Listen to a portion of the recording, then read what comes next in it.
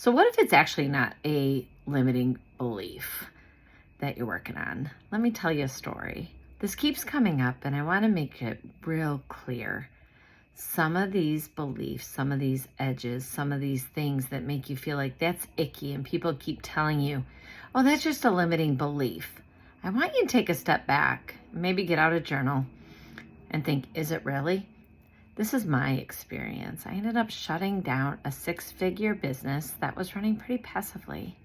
It was pretty easy. I was selling lesson plans to teachers that were desperate for them because at that point, about 10 to 15 years ago, it was a really popular thing to be replacing textbooks with computers or iPads. And so the math teachers were losing all their resources. And what was happening is I was getting advice from gurus and I was getting advice from other people. And I really had a mission to help math teachers teach math really well.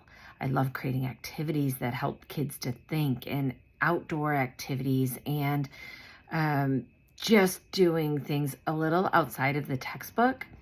But I had a textbook to rely on. So I could go through the textbook on days I needed to and then spend my time, instead of creating lessons, creating amazing things because I had the textbook to fall back on.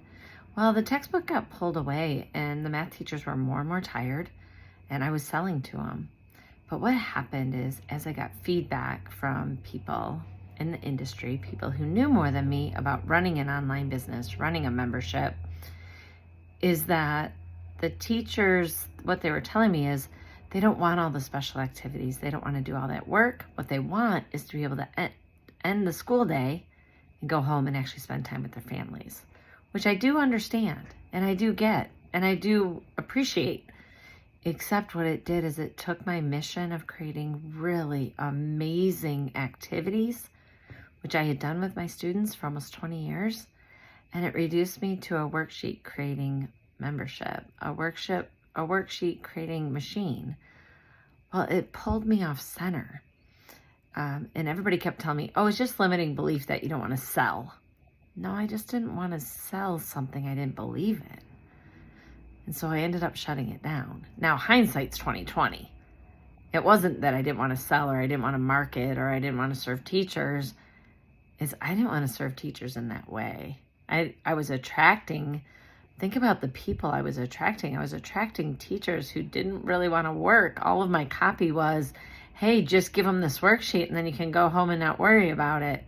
I wasn't attracting the people that were fun to work with. I wasn't attracting those teachers who were looking for better ways to do it. Now, I did have some of those clients that really used it in what I originally intended, that it opened up space for you to create really creative lessons to use with your students. I can even name them. They were fantastic. I loved working with Diane. I loved working with Joy. I loved working with Troy. There were really amazing teachers, but for the reality is the majority of them were not. And that was because I was pulled off kilter. I didn't start with my mission fully dialed in, and I didn't start with how I wanted to serve people documented so that when I took advice from others, I could place it against that document and say, does this still align?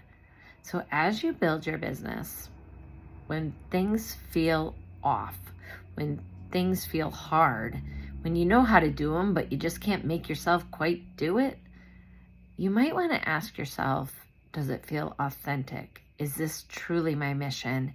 Is this where I want to be?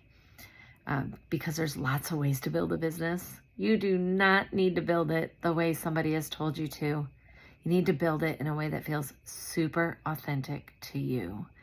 And if you need any help or somebody to bounce those ideas off of, let me know. I'm here to help. This is the number one first pillar in my coaching service, is to dial this in. And I'm not going to go into all your childhood traumas and all your limiting beliefs. All I'm going to do is help you define your solid north and help you go after it.